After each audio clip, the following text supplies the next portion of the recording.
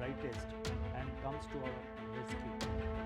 As a nation, we must have faith in India's resilience. RBI governor Shaktikanta Das ने आज media को address किया। पिछले 3 महीने में ये तीसरी बार था जब गवर्नर ने मीडिया से अपनी बात रखी।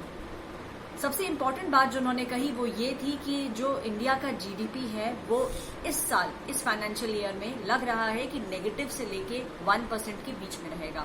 दूसरी बात जो उन्होंने कही वो ये था कि जो लोन आप ले रहे हैं, जो आपको जो बैंक्स ने कहा था कि 3 महीने की छूट आपको इंटरेस्ट के ऊपर दी जा रही है अगर आप लोन का रीपेमेंट नहीं कर पाते हैं, उसको और अगले 3 महीने तक बढ़ा दिया गया है। यानी कि अगस्त एंड तक आपके पास अब विंडो है जब तक आप अपने लोन और इंटरेस्ट का रीपेमेंट अब कर सकते हैं।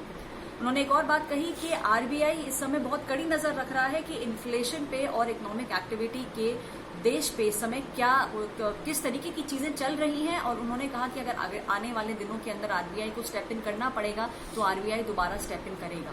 एक चीज और जो उन्होंने करी वो ये था कि जो रेपो रेट था उसको घटा दिया गया है, उसको अब 4% किया गया है, और अगर हम रिवर्स रेपो रेट की बात करें तो उसको भी घटाया गया है, अब वो 3.35% पे उसको रखा गया है।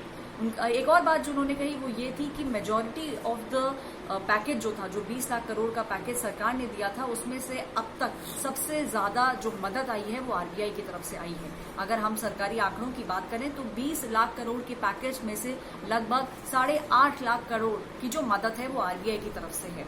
आरबीआई ने एक और बात कही, गवर्नर का ये कहना था कि आरबीआई बहुत कड़ी निगरानी रख रही है सारे बैंकों पर, और इस समय कोशिश ये की जा रही है कि जो एक लिक्विडिटी क्रंच था, जो लोगों के पास कैश नहीं था, वो लोगों तक कैसे पहुंचाया जाए। अगले कई दिनों के अंदर आरबीआई इसके ऊपर काफी स्ट्रिक्ट निगरानी रखेगी और बैंकों को कहा जाएगा कि चाहे वो एमएसएमई हो, चाहे वो पर्सनल लोन्स हो, बैंक लोगों को कैश जरूर दे। लिक्विडिटी मार्केट के अंदर आना जरूरी है, तभी इंडिया की इकोनॉमी वापस ट्रैक पे आ सकती है। ऐश्वर्या पालीवाल, न्यूज तक के लिए।